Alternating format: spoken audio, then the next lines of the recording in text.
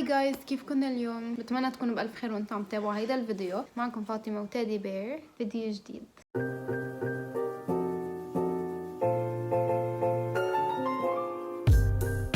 يقعد هون ويحضر معنا الفيديو. وعلى فكرة في شي جديد بالفيديو، بالفريم، الضواء وهول اللي ورا هيك عشان نعمل أجواء، يعني الأجواء الشتوية. المهم خلينا نبلش بفكرة فيديو اليوم. فكرة فيديو اليوم هي مثل ما شفتوا بالعنوان، شي عن بلاك بينك. اللي هي بلاك بينك للي ما بيعرف هن باند كوري، فرقة بتغني ألف من 4 أشخاص. رحت ورجعت ومعي نسكافيه، فهالمرة عملت نسكافيه، فانتو عملوا شي تشربوه معي. ويلا خلينا نبلش بالفيديو. بهيدا الفيديو مثل ما شفتوا بالعنوان هو عن بلاك بينك. في اشياء من ستايلهم كتير حلوة، فقلت ليش ما بحول ثيابهم لثياب ناس متحجبين او لثياب المحجبات. اخذت لهم كم صورة من الانستغرام، فانه حاولت هيك اكتر ثياب بقدر اقلدهم واعملهم حجاب ستايل كون عم باخدهم. هيدا الضوء مزعج. فمثل ما قلت لكم الفيديو عن هيك، وقلدت 5 من ستايلاتهم لبلاك بينك. اول صوره هي لليسا. اخذت لها هيدي الصوره لان حسيت انه رح اقدر اقلدها، لانه تقريبا عندي من الثياب اللي هي لابسيتهم مثل شكلهم تقريبا. فاول شيء عملته هو انه لبست البنطلون مثل البنطلون يلي عندها لليسا، لبست مثل الكنزه، بس انه يعني حولت الستايل لحجابي ستايل. بس ما لقيت عندي قميص لون اخضر مثل اللي هي عندها اياه، فلبست انا قميص لونه بيج تقريبا هيك شيء، واخترت هاللون عشان يكون هيك بلابق اكثر للطاقيه. وعلى فكره حبيت هيدا الاوتفيت كثير. انا ما كان عندي تشين لحتى البسها احطها عند البنطلون، فشو جبت السنسال هيدا وحطيته كتشين لانه ما عرفت شو بدي اعمل، وكان بدي زبط اللوك. وحطيت مثل الطاقيه يلي هي حطيتها البيجيه، وعملت الاشاره بهيدا الستايل، ولبست البوتس الاسود مثل ما شايفين. وايه هيدا هو كان اللوك. وانا حسيت الصراحه انه زبطته. اول ستايل انا كتير حبيته الصراحه، وبياخد 10 من 10 عن جد. كتير حبيته لهيدا الستايل. يعني انا I would wear this، بس طاقية والراس شكل غريب من هون. فيمكن بلبس نفس الاوتفيت بس بلا الشال الاسود، بلبسه مع شال مثل هاللون.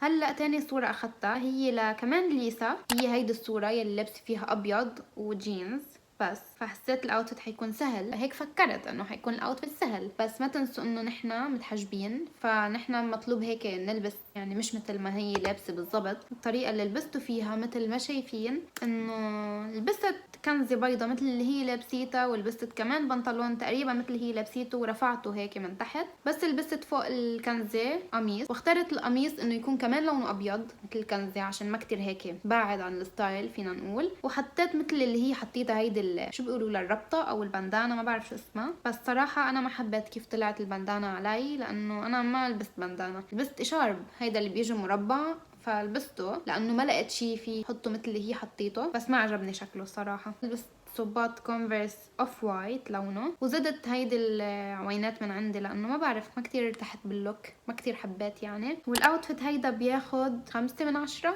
او يمكن 6 من 10. لا الصراحه هيدا الاوتفيت ما كتير حبيته، ما حبيت كتير.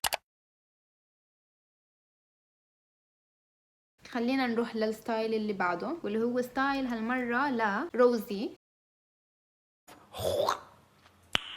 نايس. وينكن يا عشاق القهوة؟ خلينا نعبي التعليقات بإيموجيز قهوة وإيموجيز لون القلوب البني. مهم ثالث اوتفيت او ثالث ستايل هو قلنا لروزي. اخترت ستايل ما يكون كتير صعب علي، بنفس الوقت هيك يكون حلو. فاخترت سمبل لوك يلي هو بس بنطلون جينز عادي معه كنزة سودا، وهيدا جزدان البرغندي لونه. مهم فانا نفس الشيء مثل هيداك البوست اللي قبل، اكيد ما حالبس الكنزة تكون قصيرة، فانه لبست فوقها جاكيت. انا الصراحة هيدا الاوتفيت كتير حبيته. لبست البنطلون مثل ما هي لبسيته، كتير حبيته. ولبست مع كنزه مثل هي لبسيتها يلي هي بس كنزه سوداء عاديه. واكيد رح احط فوقها شيء مثل ما قلت لكم، فحطيت فوقهم جاكيت جلد. وهي جاكيت جلد صراحه اللي عملت الاوتفيت احلى بمليون مره. يعني لو ما كنت حطيت جاكيت جلد حيكون الاوتفيت عادي بحس. اظن يعني تقريبا كل شيء بالاوتفيت عملته نفس الشيء الا الكعب. انا ما لبست كعب مثل هي لبسته لانه انا ما عندي واحد اسود، فحطيت واحد بيج وحسيت انه البيج طلع حلو عليه. وهيك يعني هيدا الاوتفيت كمان مقيمه 10 من 10.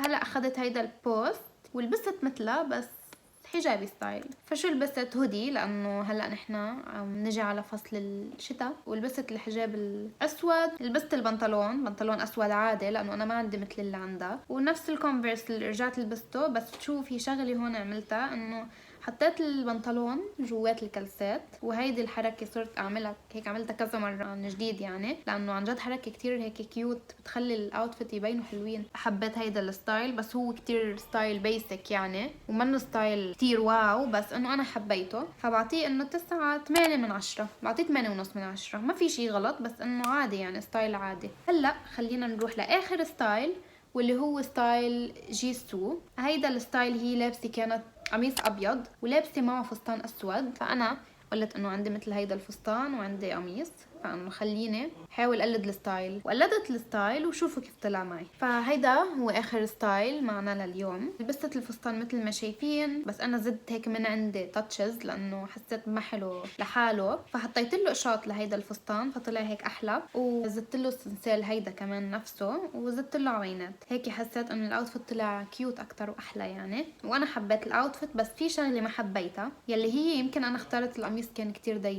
ضيقين ايديه. بظن لو كان ايديه واسعين اكتر حيطلع احلى. بعطي هيدا الاوتفيت 7/10، وهيك بيكونوا خلصوا الاوتفيت لليوم، وعملتهم هيك مثل ستايل المحجبات. اعطوني رايكم بالاوتفيتس يلي لبستهم، اي اكتر واحد حبيتوه. انا الصراحه حبيت اكتر اوتفيت هيدا اللي فيه الجاكيت الجلد، اكتر شي حبيته يعني، هو نمبر 1 يعد. هيدا كان فيديو اليوم، بتمنى تكونوا انبسطتوا وهيك سليتوا بالفيديو. اكتبوا لي تحت بالكومنتس بس انتوا شو حبيتوا اكتر واحد، انا قلت لكم اي واحد حبيت. ويا بس ما تنسوا تشتركوا بقناتي، تعملوا لي لايك وفعلوا جرس الاشعارات. بشوفكم فيديو جديد. باي باي.